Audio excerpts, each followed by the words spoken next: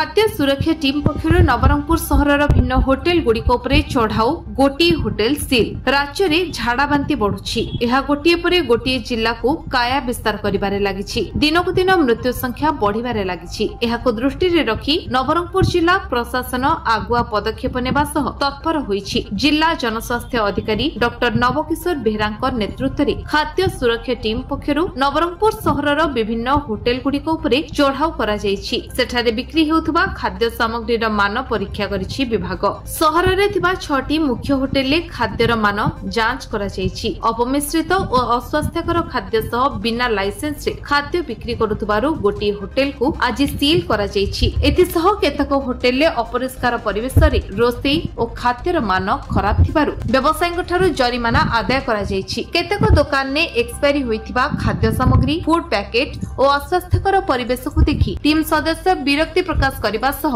एपरि सामग्री मौजूद न रखिबा पई तागिद करथिले। आगामी दिन रे पुणी चढ़ाऊ कराजिबो। जदि एही भली अस्वास्थ्यकर परिस्थिति देखा जाय ताहेले दुकान सील सह जरिमाना आदाय कराजिबो बोली चेतावनी। सचेतन रहिबा सह लोकंकु ठीक खाद्य सामग्री बिक्री करबाकू निर्देश दैछंती जिला जनस्वास्थ्य अधिकारी और जिला खाद्य सुरक्षा अधिकारी। होटेल गुडे को बासी खाद्य लोकंकु न देबाकू कड़ा निर्देश दिया जायतिला। प्रत्येक होटेल लो पानी नमूना संग्रह करा जाय परीक्षा करा जायतिला। दूषित पानी रे जेपरि खाद्य रंधा न जीव सेथि प्रति दृष्टि देबाकू परामर्श दिया जायछि। ही जांच रे जिला खाद्य सुरक्षा अधिकारी अरुण महाराणा जिला अणुजीव विशेषज्ञ राज दत्त जोग दैथिले। जिल्ला रे होइजा संक्रमण आशंका दृष्टिरु सतर्कतामूलक पदक्षेप स्वरूप लोकंक मध्यरे स्वास्थ्य सचेतनता वृद्धि पई एभली चढ़ाऊ और जांच जारी रहिबो बोली जिला खाद्य सुरक्षा अधिकारी अरुण कुमार महाराणा सूचना दैछंती। वर्तमान ओडिसा रे डायरिया और कलेरा समस्या देखा जायछि।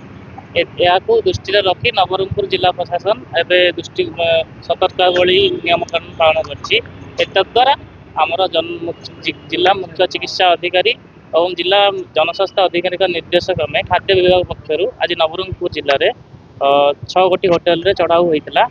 एतद्वारा गोटे होटेल को सील कर से होटेल अनहाइजेनिक कंडीशन तार लाइसेंस नाला आउ 4टी होटेल को 11,000 टका फाइन कलेक्शन कराइला।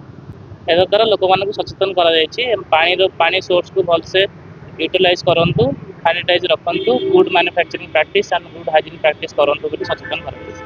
हाँ, होटेल किसी जगह रे वार्षिक खाद्य मिलवा पाइला डिस्ट्रक्शन कराइछि।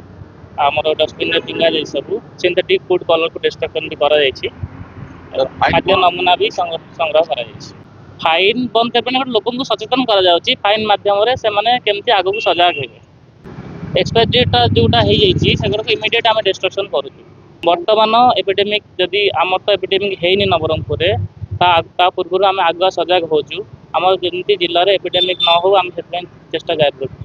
नवरंगपुर गगन कतायत रिपोर्ट विश्व विजय न्यूज ओडिशा।